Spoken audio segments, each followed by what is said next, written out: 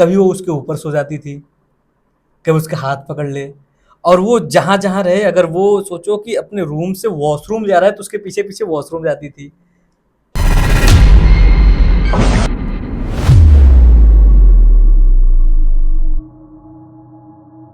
तो एक बार पुनः आपका स्वागत है, और सभी हमारे दर्शकों को एक बार फिर से स्वागत है नए एपिसोड में।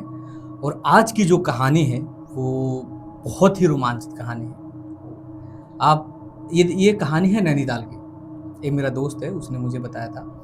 तो उत्तराखंड को देवभूमि बोलते हैं, देवभूमि उत्तराखंड, क्योंकि वहाँ कहते हैं कि अगर किसी किसी ने वहाँ पे देवता पीछे लगा दिया तो बहुत दिक्कत होती है, यानी देवी देवताओं का वहाँ ज्यादा वास है। और ज़्यादा वास है। तो वहाँ पे पूजा वगैरह चढ़ती है। बहुत ऐसे होते हैं जिनको डंगरी बोलते हैं, जिनके ऊपर देवता आते हैं।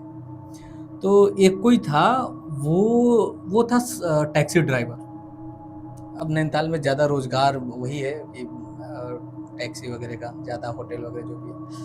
तो अब उसने क्या किया कि उसका एक भाई था, तो कहीं गए होंगे मटन वगैरह लेके, और वो रात को कहीं जा रहा था। तो पहले वो अपने भाई के पास ही आया, तो उसने कहा कि ठीक है तुम जाओ। तो समझ लो कि वो गया, तो उसका जो भाई था, जो टैक्सी ड्राइवर था, उसके ऊपर आते थे देवता। अच्छा, टैक्सी ड्राइवर के भाई के ऊपर? जो टैक्सी ड्राइवर था उसके ऊपर देवता आते थे। उसका छोटा भाई जो था वो मटन लेकर जा रहा था कहीं। तो नैनीताल में जैसे ऊपर को गया तो पूरा जंगल ही जंगल है रोड पे। तो उसको एक मिली वहां पे एक महिला, तो उसने हाथ दिया।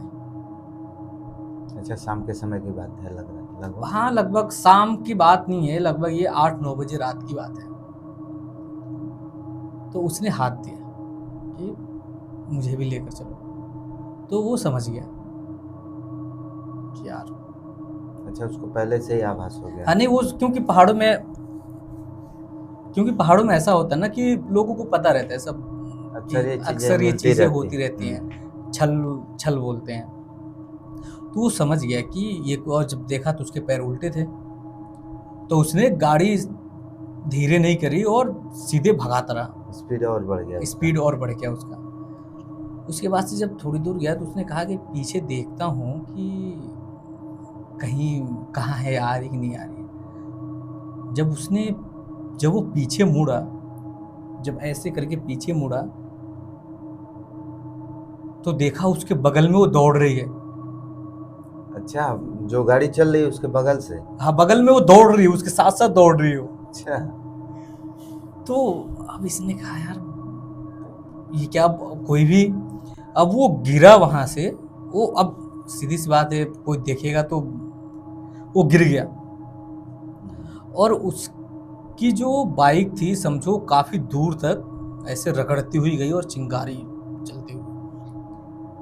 हाँ, अगर सड़क पे गिर रही है बाइक और घिस रहा है तो अब होता है ना कि अब देवता हैं तो भाई वो जिनके ऊपर आता था उनको आभास हो गया कि कुछ गलत हो रहा है। तो उसने एक कोई था दोस्त को बोला कि यार थोड़ा चल, तो ऊपर तक चलते हैं। तो जब वहाँ ऊपर गया तो वो महिला उसका पैर पकड़ के, मतलब लगभग जहाँ वो गिरा था, मतलब जहाँ वो गिरा था वहां से लगभग 2 किलोमीटर तक नीचे तक उसको खींचते हुए लेकर आई थी, पैर पकड़ के। वही महिला? वही। और उसका पूरा ये हाथ पैर ये सब छिल गया था। और जब इन्हें देखा तो पहाड़ों में बोलते हैं एक ही बार तेज से अगर बोल दो हट, तो चीजें दूर हो जाती हैं। तो एक ही बार चिल्लाए हट करके, तो वो गायब हो गई। जब उसको उठाया और फिर देखा आसपास तो बाइक है नहीं, नीचे कहीं देखा कहीं कुछ नहीं, जहां तक खून बहा हुआ था। वो लोग गए लगभग 2-2.5 किलोमीटर दूर, वहां बाइक मिली। यानी 2-2.5 किलोमीटर तक उसको घसीटते हुए लेकर आई थी।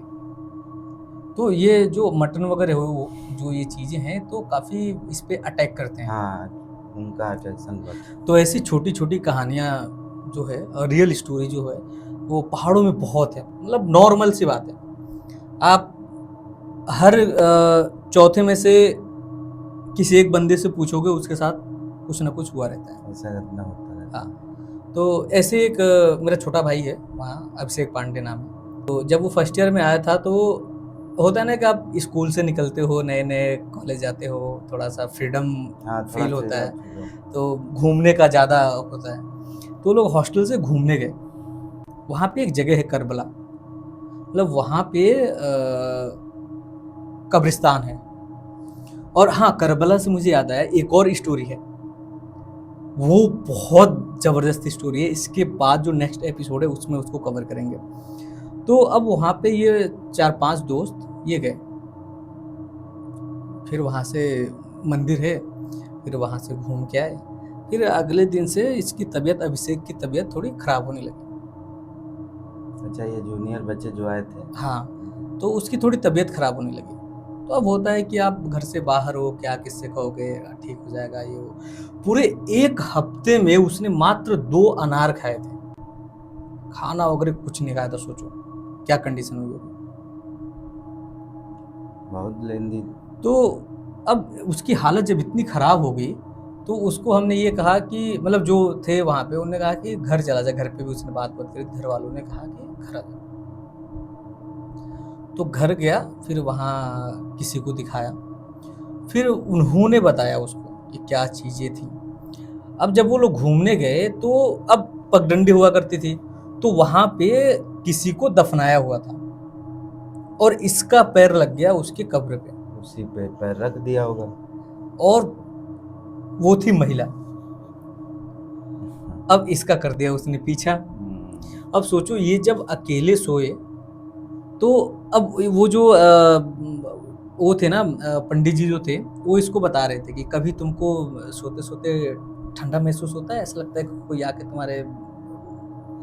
तो कह रहा था कि हाँ, कि कभी कभी अचानक से बॉडी ठंडी हो जाती है, और कभी अचानक से खूब ठंडी होती है, ऐसा लगता है कि कोई चिपक गया मुझसे, तो गर्म बॉडी हो जाती है। तो कभी वो उसके ऊपर सो जाती थी, कभी उसके हाथ पकड़ ले, और वो जहाँ जहाँ रहे, अगर वो सोचो कि अपने रूम से वॉशरूम जा रहा है तो उसके पीछे पीछे वॉशरूम जाती थी, कोने में खड़ी हो जाती थी वॉशरूम के। इतना लगाव उससे। इतना लगाव हो गया था। और सो रहा है, और सोचो बेड के ऊपर जस्ट स्लिप है, वहां रात भर बैठी रहती थी। कभी इसके सीने बैठ जा रही है, कभी इसके ऊपर लेट रही है।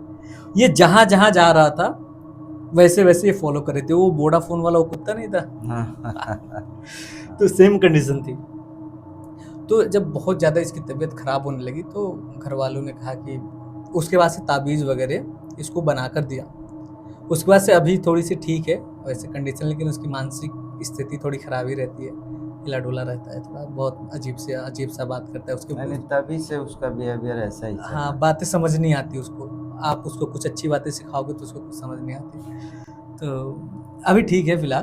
तो ये जो स्टोरी है ये 3-4 साल पहले की बात है।